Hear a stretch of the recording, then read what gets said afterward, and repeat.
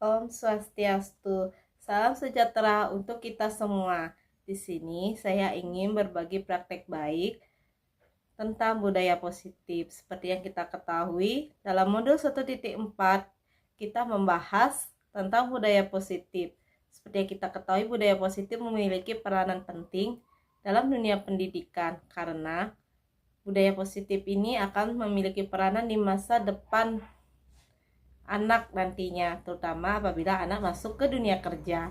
Nah, dalam dunia kerja kita dituntut dalam hal-hal yang sangat riskan, terutama di bidang disiplin. Nah, seperti yang kita ketahui, kedisiplinan merupakan kunci dari kesuksesan. Nah, ini ada beberapa praktek baik yang saya lakukan di sekolah. Silahkan menyaksikan.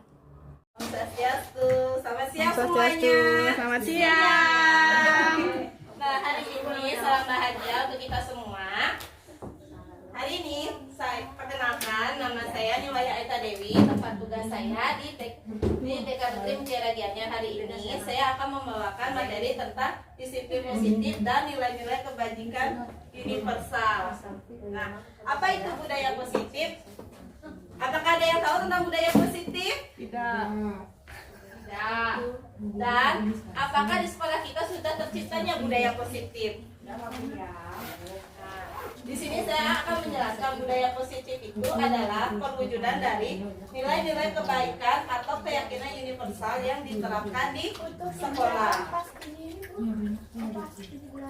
Nah, apa saja sih konsep inti dari budaya positif? Yang pertama, disiplin positif dan nilai-nilai kebajikan universal. Yang kedua, teori dan motivasi, hubungan penghargaan dan restitusi. Yang ketiga, keyakinan kelas. Yang keempat, kebutuhan dasar manusia dan dunia berkualitas, restitusi 5 posisi kontrol dan segitiga restitusi. Kata disiplin. Ketika mendengar kata disiplin, apa yang terbayang di benak Bapak Ibu? Nah, ketika mendengar kata disiplin, apa yang di benak Bapak Ibu yang Bapak Ibu pikirkan? Mentaati aturan. Nah, di sini kebanyakan orang akan menghubungkan kata-kata disiplin dengan tata tertib yang seperti dikatakan tadi sama Bu Guru Resa. Ada teratur dan kepatuhan pada peraturan. Kata disiplin juga bisa dihubungkan dengan kata hukuman.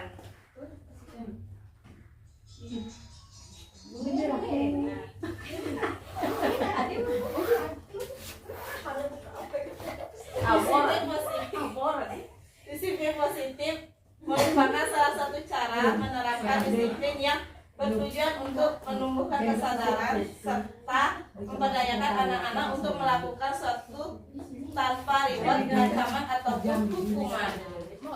Nah, di sini disiplin positif mengacu pada disiplin diri yang memiliki tanggung jawab terhadap apa yang dilakukan berdasarkan nilai-nilai yang diyakini. Nilai-nilai yang diyakini ini dapat dibentuk di dalam kelas maupun di sekolah kita. Untuk menciptakan murid yang merdeka, syarat utamanya adalah harus ada disiplin yang kuat, yaitu disiplin yang berasal dan motivasi internal jika ada membutuhkan pihak lain atau motivasi eksternal. Disiplin positif, tujuan kita adalah menciptakan murid yang memiliki disiplin diri sehingga mereka berperilaku mengacu pada nilai-nilai kebajikan universal dan memiliki motivasi intrinsik dalam perubahan perilaku ke arah yang lebih baik. Sedangkan nilai-nilai kebajikan universal, nilai kebajikan yang disepakati bersama lepas dari suku, bangsa, agama, bahasa maupun latar belakangnya. Nilai ini merupakan payung besar dari sikap dan perilaku kita, atau nilai-nilai ini merupakan fondasi kita berperilaku. Nilai-nilai kebajikan adalah sifat-sifat positif manusia yang merupakan tujuan mulia yang ingin dicapai setiap individu. Nah, di sini yang ingin saya capai dari profil pelajar Pancasila, yang pertama, beriman, bertakwa kepada Tuhan Yang Maha Esa dan berakhlak mulia. Yang kedua, berkebinekaan global, mandiri, bernalar kritis, kreatif dan gotong royong. Nah,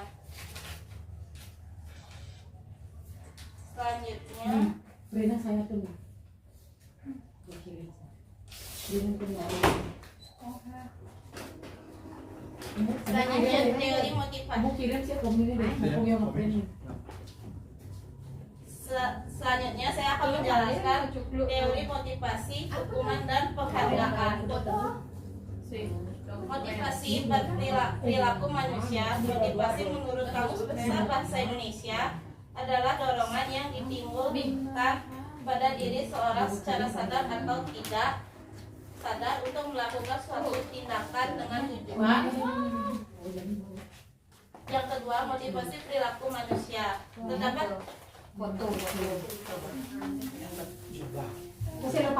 perilaku manusia.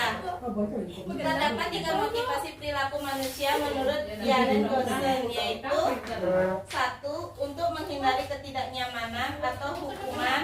Seorang berperilaku untuk menghindari permasalahan yang mungkin muncul dan berpengaruh pada mereka secara fisik, psikologis, ataupun tidak terpenuhinya kebutuhan mereka bila mereka tidak melakukan tindakan itu. Yang kedua, untuk mendapatkan imbalan atau penghargaan dari orang lain. Seseorang berperilaku untuk mendapatkan pujian, hadiah atau imbalan dari orang lain yang menurut mereka penting dan mereka letakkan dalam dunia berkelas mereka. Yang ketiga, orang menjadi orang yang mereka inginkan dan menghargai diri sendiri dan nilai-nilai yang mereka percaya. Orang melakukan sesuatu karena nilai-nilai yang mereka yakini dan hargai. Motivasi ini akan membuat orang mempunyai disiplin positif karena motivasinya bersifat internal. Penghargaan. Nah, di sini saya ingin bertanya pada Bapak Ibu, apa sih yang benar Bapak Ibu pikirkan tentang penghargaan? Ya benar, reward. Selain reward biasanya di apa sih kita mendapatkan reward? Ya, apresiasi. Ya. Nah, di sini penjelasan tentang penghargaan adalah suatu bentuk reward yang diberikan kepada seseorang yang berkelompok karena telah berperilaku baik, melakukan suatu keunggulan atau prestasi, memberikan suatu sumbangsih atau berhasil melaksanakan tugas yang diberikan, suatu target yang ditetapkan. Nah, di sini saya akan menjelaskan ada 4 jenis penghargaan menurut Jamarah. Yang pertama, pujian. Nah, yang kedua, penghormatan. Yang ketiga, hadiah. Yang keempat, tanda penghormatan. Biasanya kita sering melakukannya ya, biasa di kelas untuk memuji anak-anak. Betul apa tidak? Iya. Biasanya Bapak Ibu memberikan pujian ketika di dalam kelas ketika anak bisa melakukan apa? Merapikan mainannya sendiri, terus berhasil mengerjakan tugas. Ada lagi? Oke. Ya, sebenarnya seperti Bu Guru Resa bilang, biasanya kita di kelas melakukan ujian terhadap anak apabila dia bisa melakukan sesuatu hal yang nilai positif ya, seperti merapikan mainan, merapikan tempat belajarnya mereka saat mereka melaksanakan kegiatan. Nah, di sini tentang hukuman. Apa sih yang terbenak Bapak Ibu tentang hukuman? Apa yang biasanya Bapak Ibu melanggar aturan? Lagi? Melakukan sesuatu yang merugikan orang lain.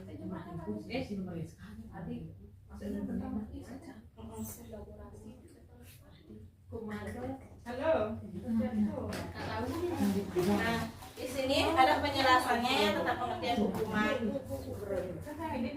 Hukuman adalah suatu bentuk prosedur atau tindakan yang diberikan kepada individu atau kelompok atas kesalahan pelanggaran yang telah dilakukan dalam bentuk reformans negatif atau penderitaan dalam rangka pembinaan dan perbaikan tingkah laku sehingga tidak berulang kembali di kemudian hari ya.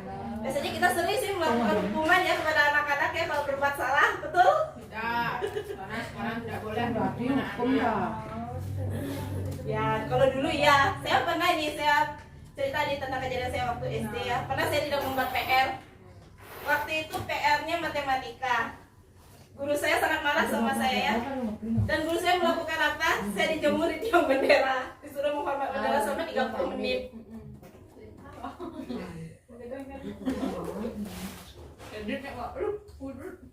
Nah, di sini saya akan menjelaskan apa perbedaan hukuman, konsekuensi, dan restitusi. Di sini hukuman tidak nyaman untuk murid atau untuk jangka panjang. Yang kedua, murid akan merasa tersakiti. Yang ketiga, perilakunya pasif agresif meningkat. Murid akan membenci peraturan yang dibuat. Jujur aja ya, kenangan yang saya diberikan hukuman sama guru saya itu justru membuat saya sakit hati ya, bahkan terkenang sampai sekarang. Pada saya kenangan yang itu saya jadikan pelajaran. Tapi pasti ada rasa sakit ya. Tergantung Bu, kalau misalkan kita memang salah nggak apa-apa, tapi kalau apa yang kita lakukan itu sebuah kebenaran tapi dia nggak salah, berarti kita pasti. Ya, di sini ada pengertian tentang disiplinnya. Di sini disiplinnya dibagi dua, konsekuensi dan restitusi. Tidak nyaman untuk murid atau anak yang jangka waktu pendek. Murid atau anak dibuat tidak nyaman. Yang ketiga, penguatan hanya bertahan dalam jangka waktu pendek. Yang keempat, di sini restitusi menguatkan untuk murid anak dalam jangka waktu panjang. Murid atau anak mendapatkan penguatan masalah terpecahkan. Yang keempat, murid akan menghormati dirinya dan orang lain dibuat oleh murid atau anak. Nah, di sini saya akan memberikan beberapa kuis buat Bapak Ibu ya. Nah, di sini mencatat 100 kali di dalam buku atau kalimat. Saya tidak terlambat lagi karena terlambat ke sekolah. Menurut Bapak Ibu, hukuman apa konsekuensi? Hukuman. Ya. Lari mengelilingi lapangan basket 2 kali karena terlambat hadir di sekolah. Hukuman. Konsekuensi. Konsekuensi udah Dewi jawabnya konsekuensi ya. Murid diminta untuk push up 15 kali karena tidak menggunakan masker ke sekolah. Konsekuensi. Menggantikan kertas tugas teman yang telah dicoret-coret. Konsekuensi. Membersihkan tumpahan air di meja tulis karena tersenggol pada saat belajar. Konsekuensi. Murid disuruh untuk mengenakan sepatu seharian, tidak menggunakan sepatu seharian karena tidak menggunakan sepatu hitam. Hukuman. Lari mengelilingi lapangan basket 2 kali karena terlambat 10 menit untuk pelajaran PJOK. Konsekuensi. Kita lihat ya, survei membuktikan. Nah, di sini mencatat 100 kali dalam buku kalimat saya tidak akan terlambat lagi karena terlambat ke sekolah. Hukuman atau konsekuensi yang benar jawabannya adalah hukuman. Lari mengelilingi lapangan basket 2 kali karena terlambat hadir di sekolah, itu hukuman. Murid diminta untuk push up 15 kali karena tidak menggunakan masker ke sekolah, itu hukuman. Menggantikan kertas tugas teman yang dicoret-coret, konsekuensi jawabannya. Murid disuruh untuk tidak mengenakan sepatu seharian di sekolah karena tidak menggunakan sepatu hitam, itu hukuman. Lari mengelilingi lapangan basket 2 kali karena terlambat 10 menit untuk pelajaran PJOK, konsekuensi. Di sini motivasi. Nah, di sini ada motivasi eksternal, yaitu untuk menghindari ketidaknyamanan atau hukuman, dan untuk mendapatkan imbalan terhadap dari orang lain. Motivasi internal, motivasinya itu menjadi orang yang mereka inginkan dan menghargai diri sendiri dengan nilai-nilai yang mereka percaya. Nah, Di sini berdasarkan tabel tersebut dapat kita lihat penjelasan tentang hukuman, konsekuensi, dan restitusi. Di sini hukuman tidak terencana bersifat satu arah, bisa berupa hukuman fisik atau psikis atau omong atau kata-kata kotor. Kalau konsekuensi bersifat terencana sudah disepakati, bentuk konsekuensi dibuat oleh pihak sekolah atau guru. Sedangkan dari restitusi, proses menciptakan kondisi bagi murid untuk memperbaiki kesalahan dan secara kolaboratif untuk mencari solusi sendiri. Nah, di sini perbedaannya, contoh kasus ada yang siswa tidak mengerjakan tugas. Di sini ada hukuman, guru menghukum dan dengan lari lapangan 10 kali, guru marah dan murid takut. Nah, kalau di sini kalau menggunakan konsekuensi, guru memberikan konsekuensi untuk mengerjakan pada jam istirahat, guru tegas, murid menghormati peraturan. Sedangkan restitusi, guru menanyakan keyakinan kelas dan membantu menyelesaikan masalahnya. Guru terbuka, siswa menghormati dirinya dan orang lain. Nah, di sini keyakinan kelas.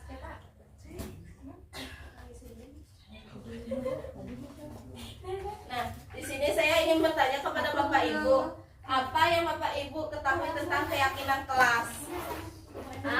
Keyakinan kelas. Ya, kesepakatan. Nah, di sini saya akan menjelaskan tentang keyakinan merupakan nilai-nilai kebaikan atau prinsip-prinsip yang disepakati secara universal. Orang akan lebih bersemangat atau tergerak untuk melaksanakan keyakinannya daripada hanya mengikuti aturan. Yang ketiga, keyakinan kelas dibuat berdasarkan kesepakatan antar guru dan murid yang bersifat universal. Yang ketiga, peraturan biasanya dibuat oleh guru bersifat satu arah. Nah, mengapa tidak peraturan saja? Mengapa harus keyakinan kelas? Ya, mengapa tidak peraturan saja? Mengapa harus keyakinan kelas? Karena kalau keyakinan kan dibuat bersama-sama. Nah, di sini mengapa kita memiliki peraturan harus menggunakan helm bila mengendarai kendaraan roda 2? Profil. Nah, di sini saya ada beberapa pertanyaan ya. Mengapa kita memiliki peraturan harus menggunakan helm bila mengendarai kendaraan roda 2? Apa sih alasannya kita harus menggunakan helm? Supaya selamat. Supaya nggak disetok sama Pak Polisi. Kita pinjut deh. Di sini Makanya nanti perwira nyetok aku. Iya, aku mau dong. Di sini peraturan 3M, menggunakan masker, mencuci tangan, dan menjaga jarak 1,5 meter. Biar tidak tersebar penyakit ke orang baik ke kita atau ke orang lain. Ya, seperti yang kita ketahui ya, pada tahun 2020 bukan hanya kita saja yang dilanda COVID-19 ya, bahkan lebih dari 200 negara pun dilanda COVID-19. Ya, itu sangat bisa dibilang prihatin ya, perekonomian justru tidak berjalan dengan baik ya, terutama di bidang pariwisata. Oh, di sisi. Nah, kalau di sini punya keluarga yang bekerja di pariwisata pasti merasakan dampaknya seperti apa ya. bisa beli paket. Betul-betul itu sebuah hal yang sangat tidak baik ya untuk kita, terutama di bidang pendidikan pun kita juga rasakan kita tidak bisa bertemu sama anak-anak. Betul. Kita mengajarnya secara online. Betul. Dan bahkan kita pun tidak mengenal wajahnya kadang-kadang ya. Ya, di sini mengapa kita memiliki peraturan harus datang tepat waktu pada saat mengikuti pelatihan? Supaya kita disiplin. Betul sekali, nilai kita disiplin ya.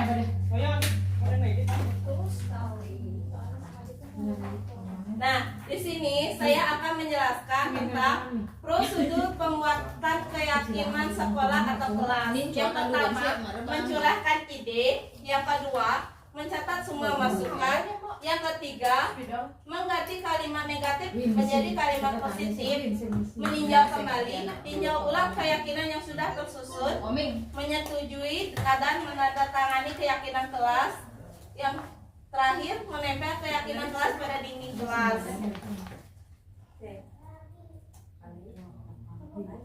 Nah, di sini saya ingin memperlihatkan beberapa dokumentasi saya saat membuat keyakinan kelas atau kesepakatan kelas yang ada di kelas. Yang di sini saya mengajak anak-anak untuk mengecap apa yang sudah mereka katakan untuk menjaga kelas supaya tetap aman ya. Nah, di sini anak-anak bisa kita lihat di sini beberapa dokumentasinya ya pada layar berikut. Nih GTKI, nih anu foto-foto nih loh. Foto 17 Agustus ya. Print ya, ane pangisi pengenah yo. Gue ngalip tuh. Nah, di sini selanjutnya saya akan membawakan materi tentang kebutuhan dasar manusia, 5 posisi kontrol dan segitiga restitusi. Di sini saya membawakan sebuah cerita ya.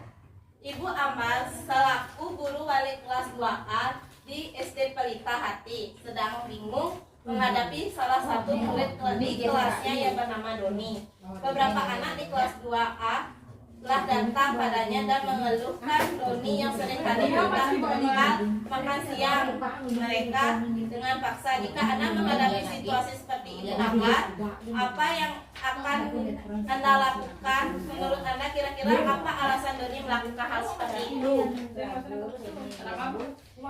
Nah, di sini kan ada cerita nih. Ibu Amar, dia punya murid namanya Doni. Doni itu sering kali meminta makan siang temannya, bekal makan siang ya, bekal makan siang temannya secara paksa. Di sini saya minta pendapat teman-teman. Bong. Udah ada.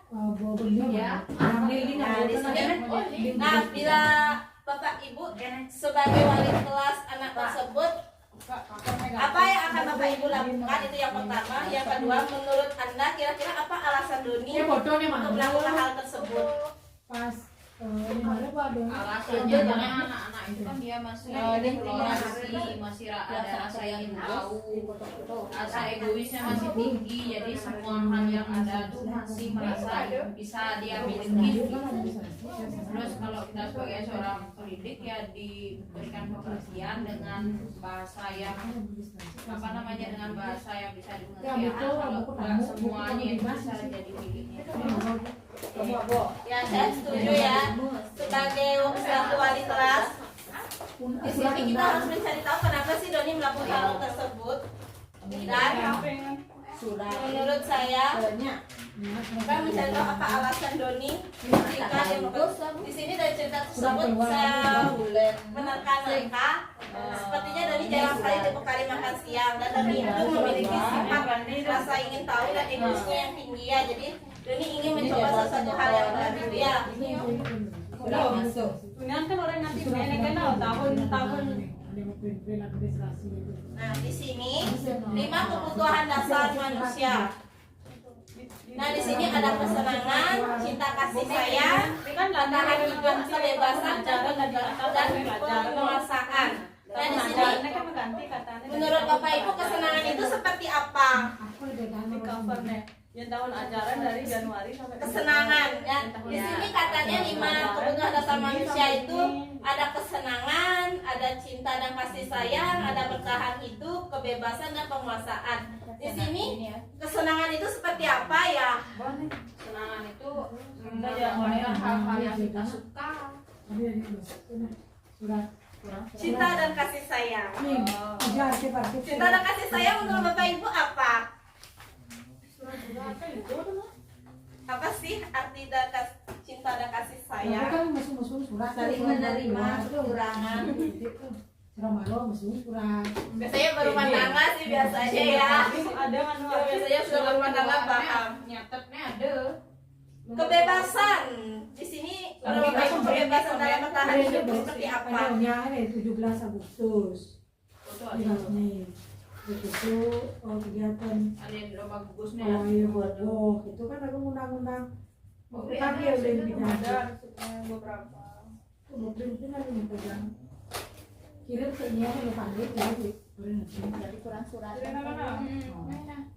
Coba kan Kepada yang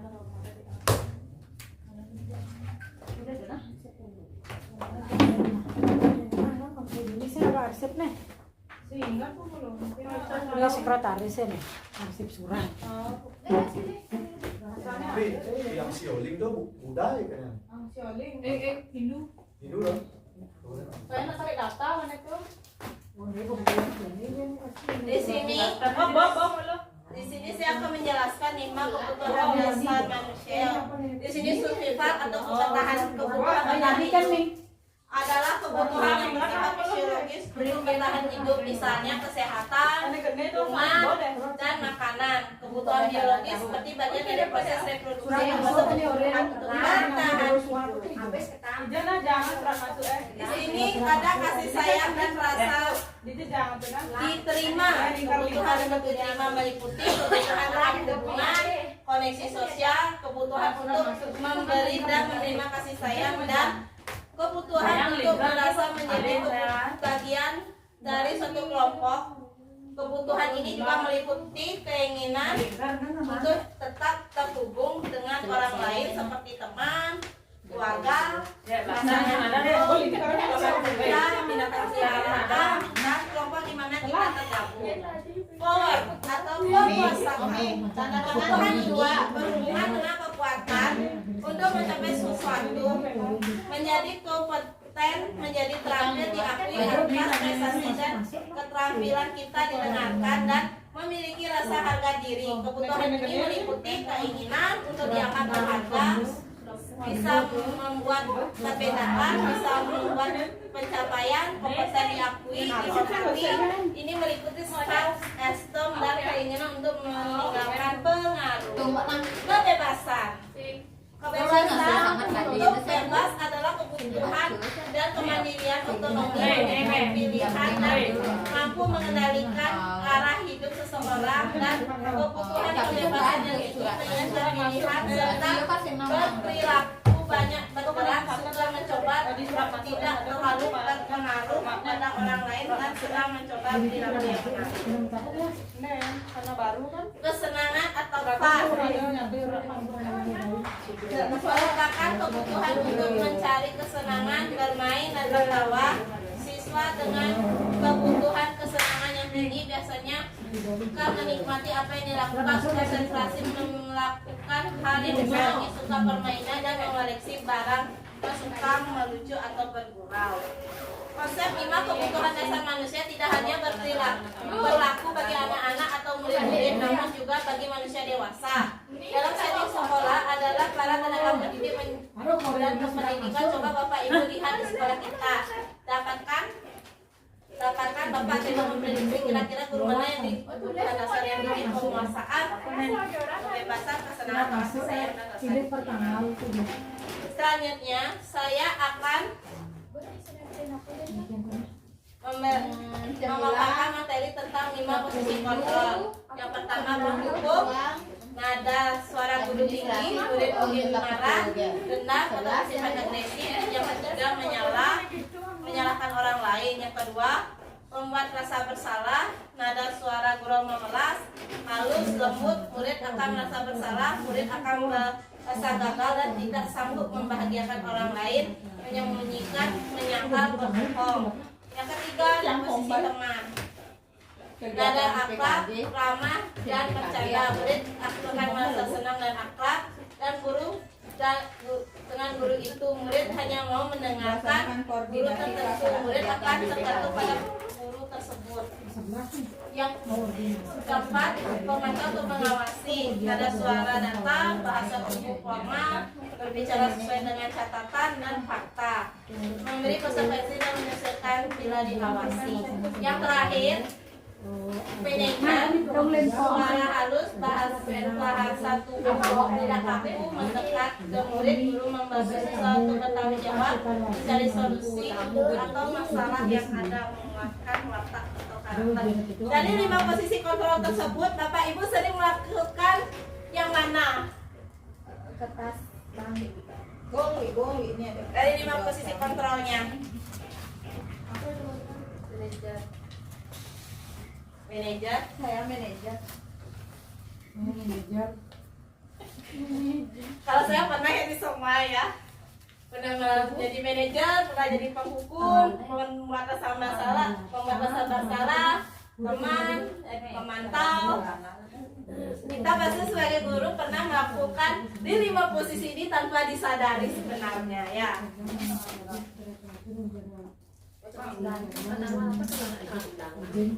Nah, di sini saya akan mengajak Bapak Ibu untuk menonton penerapan 5 posisi kontrol.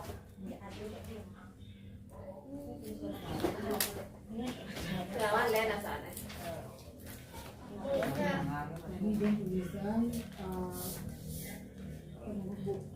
tulisan surat undangan melaksanakan koordinasi pelaksanaan kerja di BKD tercantum pada program kerja, sudah tercantum pada program kerja.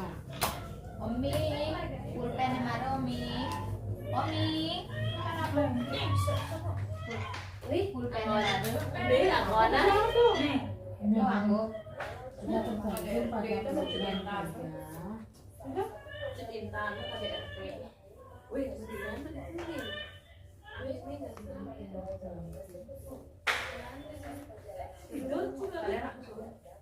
Satu jam Sudah tercantum pada program kerja.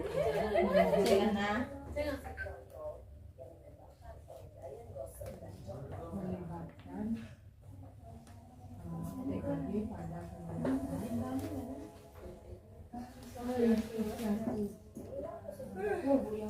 BKG masih di pada kegiatan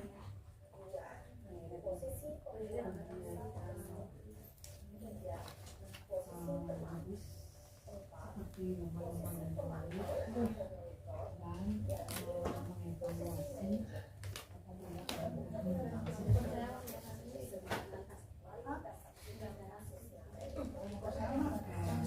Oke, saya mau tunggu nanti. Anak saya jam 8 mulai kurang pagi. Bapak saya tidur di rumah. Udah belajar, udah bapak beda seni di masing-masing ini kan yang memang dan saat seni tanya di di masing-masing maka si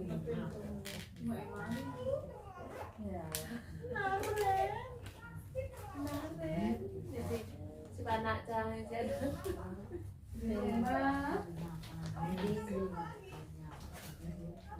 di masing-masing hasil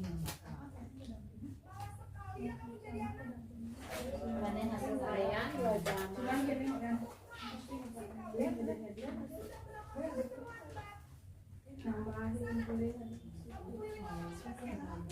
aktif mengevaluasi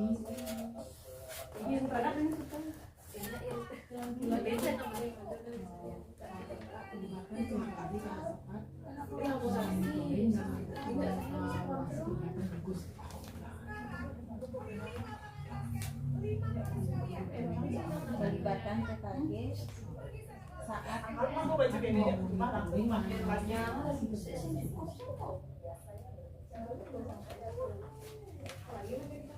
monitoring dan ini lumayan kegiatan itu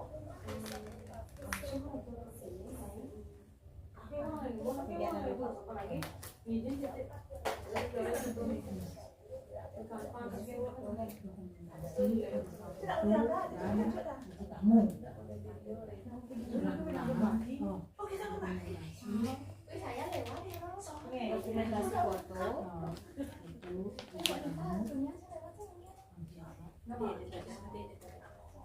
dan Kita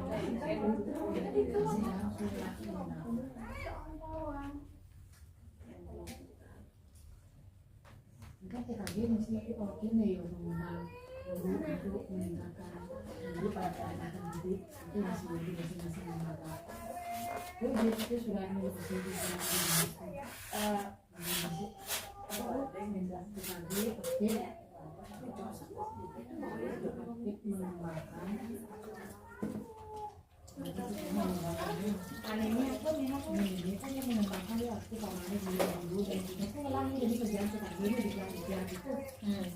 Oh ya,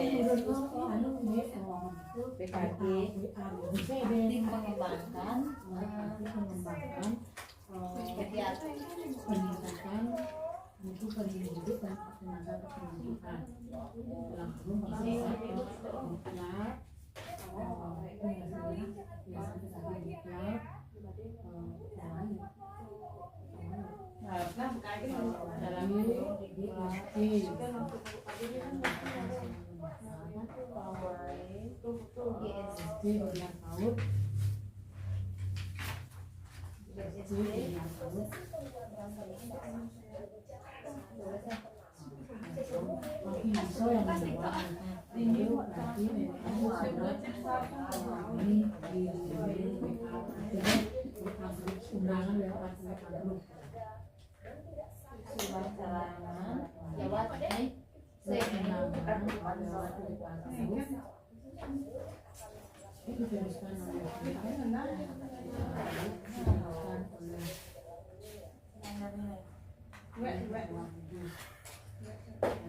ada mesti dimulai diberi pada surat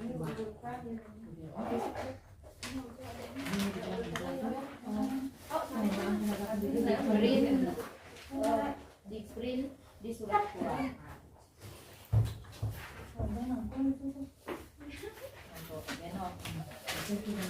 Sebelas nih,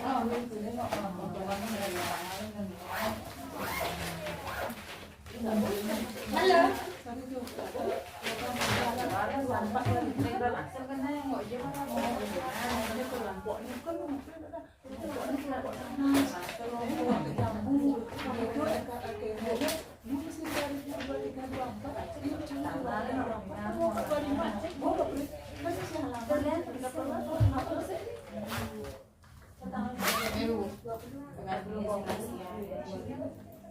Oh bukan tanda tangan.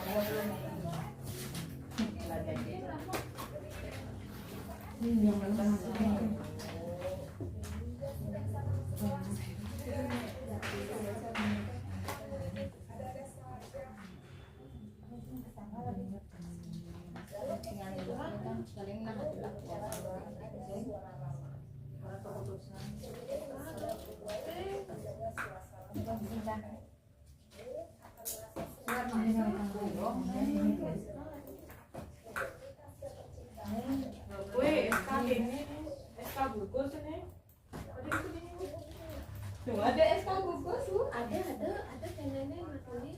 Ada, ada ngeklin, ada misi tanda tangan tuh. Karena itu sembilan tangan, namanya nawar sih. Kalau yang dinas kan menjadi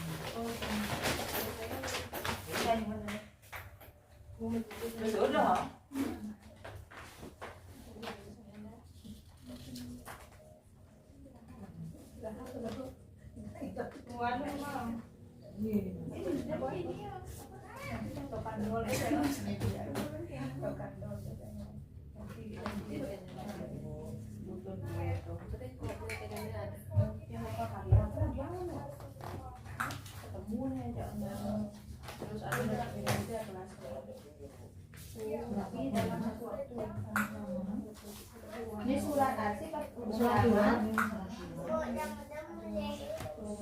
Mama si Dewi kira Ini enggak ada Dewi puluh enggak ya.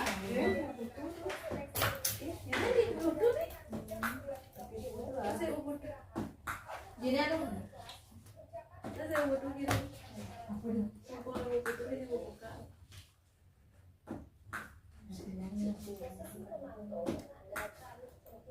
Wi tanda tangan dulu Wi.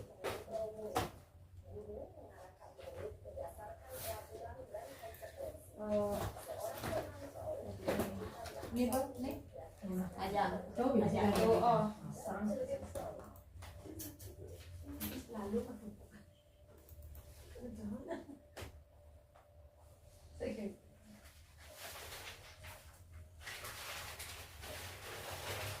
sebenarnya nomor surat masuk ya.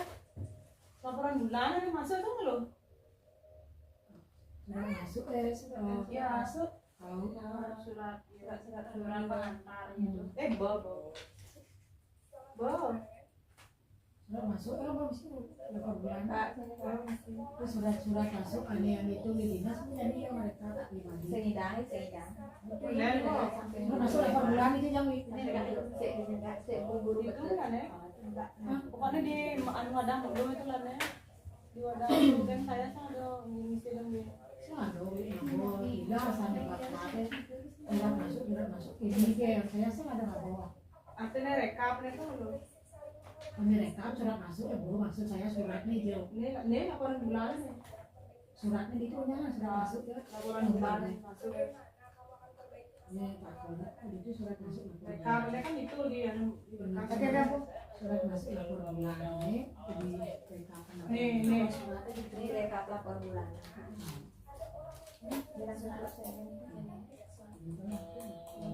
Surat keluar ini kan.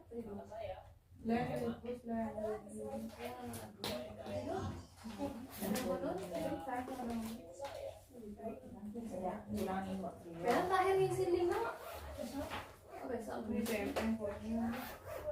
Kedang saya nomor surat itu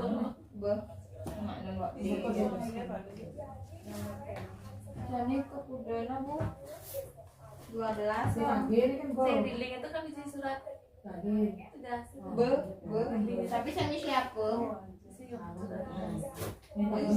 jemaah 12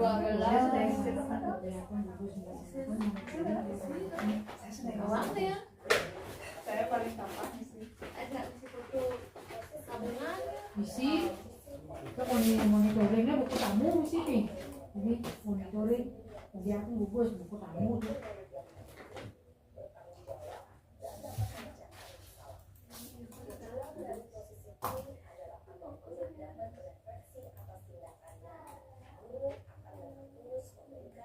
tamu Bu di standar 10 ya ini bukan hasilnya kan itu isi kan ada di buku tamu yang mengevaluasi ini nomor 13 itu masih komponen 10 dah jadi dia kan besar mau keluar dari mana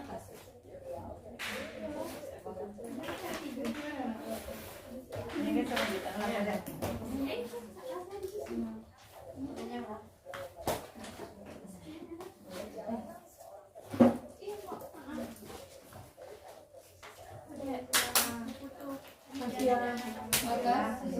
Bu, surat masuk, surat keluar tadi nama lewat pasti surat keluar ada dia administrasi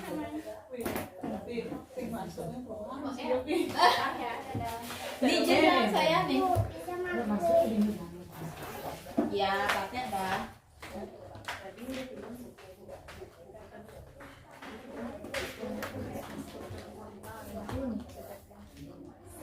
ada yang cuma sehari satu siram magi dia terampil yang di sini kan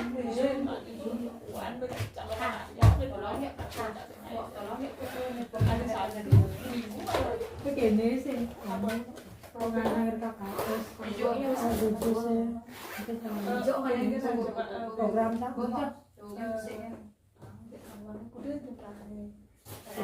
Selanjutnya maksudnya pesan masuk tuh apa? saya akan menjelaskan tentang segitiga restitusi. Nah, di sini restitusi adalah proses menciptakan kondisi bagi murid untuk memperbaiki kesalahan mereka sehingga mereka bisa kembali pada kelompok mereka dengan karakter yang kuat. noni telepon nah salah saya programnya kirim saja mau Nah, dari video yang Bapak Ibu tonton tadi, posisi mana yang menurut Bapak Ibu sangat ideal diterapkan pada peserta didik kita? 2 bulan sekali Ya, posisi manajer ya. Nah, tapi untuk ke posisi manajer tidaklah mudah, banyak tantangan, bukanlah begitu? Ya. Nah, selanjutnya saya akan menjelaskan tentang segitiga restitusi. Nah, di sini restitusi adalah proses menciptakan kondisi bagi murid untuk memperbaiki kesalahan mereka sehingga mereka bisa kembali pada kelompok mereka dengan karakter yang lebih kuat.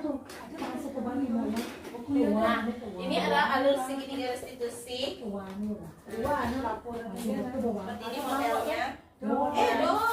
Jadi segitiga restitusi di sini ada memvalidasi tindakan yang salah, menstabilkan identitas dan menyatakan keyakinan. Nah, di sini saya ingin mengajak Bapak Ibu, saya ingin memperlihatkan perilaku segitiga restitusi yang saya terapkan kepada peserta didik. Perbangkut itu kan agak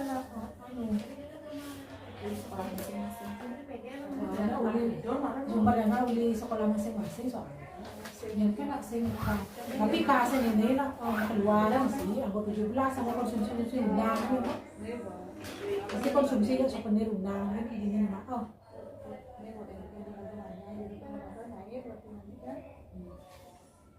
Ato ka tinggal to maliliit. Evaluasi itu Ini dokumentasi pemberian PMT ini tahun 2002, 2023, 2024 tapi berdik-berdik kan waktunya ya. Di komponen serbulu buku tamu gitu masih gaya saya evaluasi pelaksanaan 14